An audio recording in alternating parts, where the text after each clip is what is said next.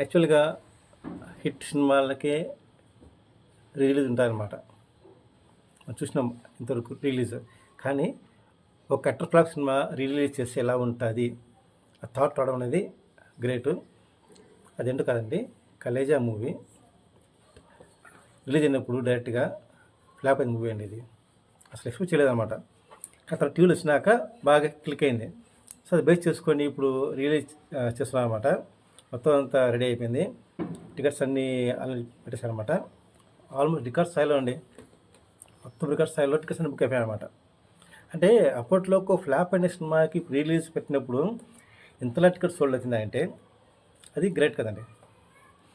Hit cinema release చేయడం మామూలే, కానీ ఒక ఫ్లాప్ సినిమాని రిలీజ్ చేస్తే ఇలా ఉంటుంది రిజల్ట్ అనేది తెలియదు.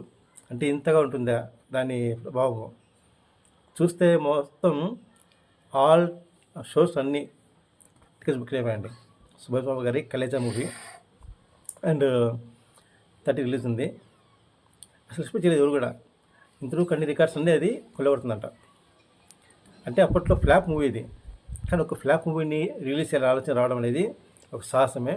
కానీ కారణం ఏంటంటే అంటే టీవీలో వచ్చినప్పుడు మటుకు సినిమా బ్లాక్ క్లిక్ అయిందనమాట. బాగా ఎంజాయ్ చేశారు ఆడియన్స్. దాన్ని బేస్ చేసుకొని ఇప్పుడు రిలీజ్ చేస్తున్నారు అనమాట, రిలీజ్. సో ఆల్మోస్ట్ ప్రతి ఒక్క చోట అన్ని టికెట్స్ అన్ని సోల్డ్ అయిపోయాయి అనమాట. అంటే రిలీజ్లో ఒక టికెట్స్ బుక్ చేయడం అనేది ఎక్కువగా దీనికి సాధ్యమైంది అనమాట. ఎక్కువ టికెట్స్ సోల్డ్ అయ్యాయి అనమాట రికార్డ్ స్థాయిలో ఒక ఫ్లాప్ మూవీకి.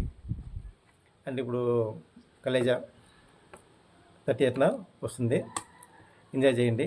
నేను కూడా టికెట్ బుక్ చేశాను అనమాట. 8 AM షోకి పళని థియేటర్లో తిరుపతిలో.